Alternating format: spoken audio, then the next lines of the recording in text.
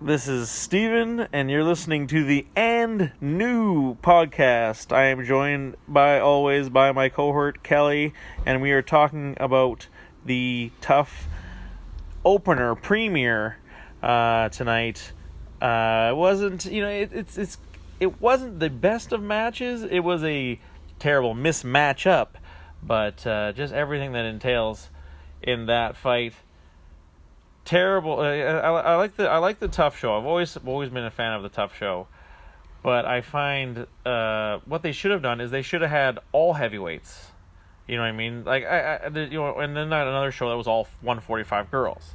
You know what I mean? I think that is what the UFC is lacking hugely in is heavyweights. Number one, heavyweight cell fights, and like I was touching on earlier today. They need to add to talent. Their talent pool is so diminished as opposed to what it was, and the ratings are showing it. They have terrible ratings right now.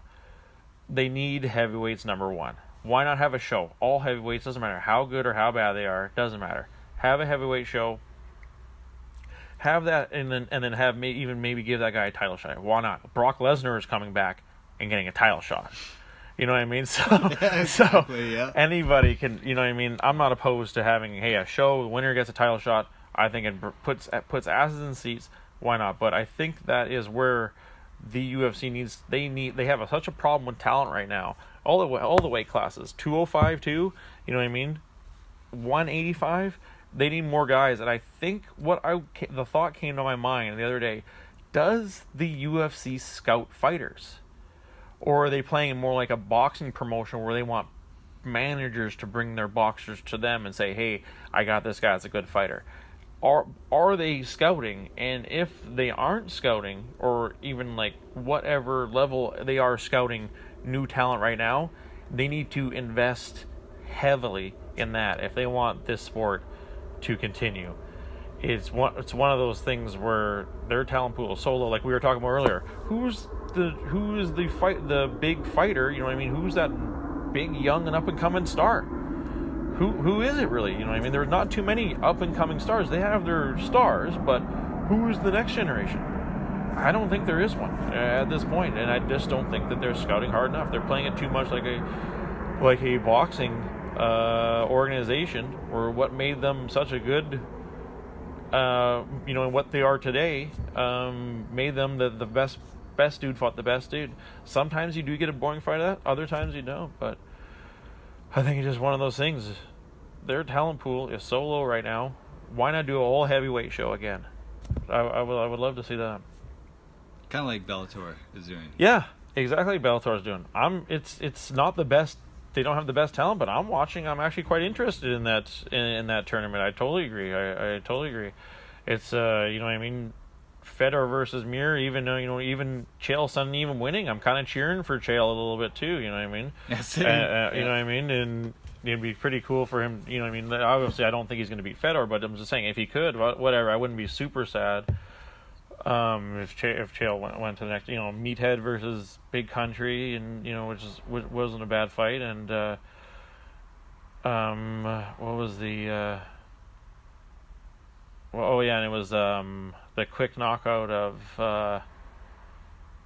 Ryan Bader over his King Mo. Yes. King Mo Lawal. It was kind of sad for King Mo to get knocked, because I remember that was like one of the I think it was like almost probably the first tournament I watched King Mo.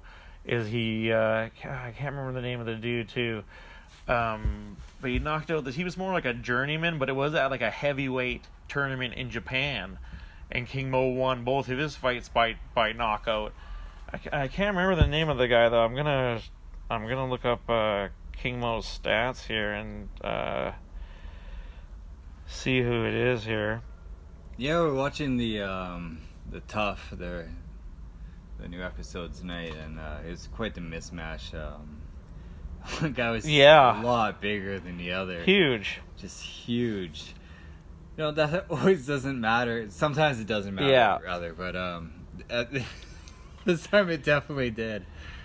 No, I totally agree. I think especially when he threw the knee, I was like, what the hell are you doing throwing a knee. The dude is like a whole foot taller than you, and that's like rule number one. Don't throw a knee against a guy who's taller than you.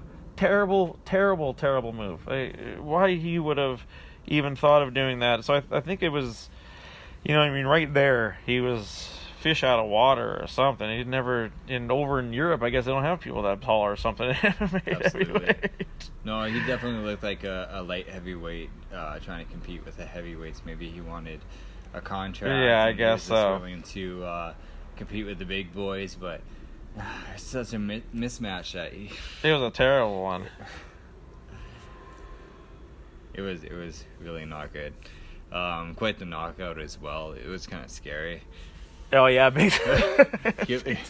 well, the knee he ate before that too, what really smucked him, and then the little bit of that ground and pound. But yeah, when he got up and he ate that uppercut from hell, that was like a knee buckler. Yeah, that was a knee buckler of a knockout. This is crazy about King Mo. That was actually King Mo's first MMA professional fight, was against Travis Swift. Oh wow! At that night, and knocked him out. That's pretty crazy. Travis Whiff, that's the guy. He's like one of those like super like journeymen as well. He's got like 100 fights. He's got 98 total fights. Like especially at his weight class. There was always like another dude. I can't remember what the hell his name was though. I'm sure they had fought as well. I think his nickname is like Mac or something. I can't remember. Either way, you get those journeymen. You just Mike Kyle. Fuck, I knew they fought each other. Mike Kyle. Yeah. I remember him. The same thing. He's only got 42 fights, but still at heavy. Only 42. What a bum! Wow. What a bum! But at that heavy, I think he was actually for an organization. I think he was the heavyweight and the 205 champ for like some shitty, like maybe for Elite or something like that. Like he was one of those tough dudes, but from the same era as Travis Swift too. Still, Bellator manages to somehow still survive, and I think with this niche, I think it was a little bit without the Reebok deal. They are just going to be able to lure fighters forever. If the UFC gets rid of the stupid clothing deal, just the fact that fighters can't wear sponsors on their pants is a bit weird. Like they have zero creativity when it comes to the pants. I think it was a terrible deal to start off with, but I also disagree with it as for a individuality point, because it's you aren't celebrating like a colorness or a coolness or individuality at all. It's just quite disgusting. So in other promotions you get to see people come down and they're almost in costume, and like great point. Today, Absolutely. It was Cage Warriors, where a guy was dressed like a Viking and he had the fur and the axe with him, and it was quite something. Like it was a show, as a presentation. Yeah, exactly. Yeah, they're missing that in UFC with the plain Reebok everything, and it's just you can't be creative anymore. Not at all. Yeah, and I think it's a hindrance to them. They're doing a discredit to themselves. Absolutely.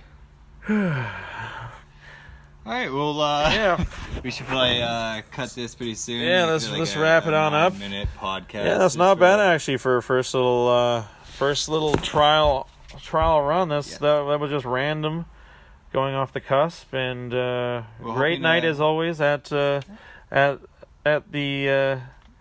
Kelly House, the Grants. And we're hoping to do this weekly, so hopefully, people start tuning in, subscribing, and they like what they hear. And we hope to, entertain. And I'm going to set up a website, and people can go there. I probably set up a forum so you can talk about what you like and what you don't like and what you want to see. And we can make it, like a community. I totally agree, buddy. I totally agree.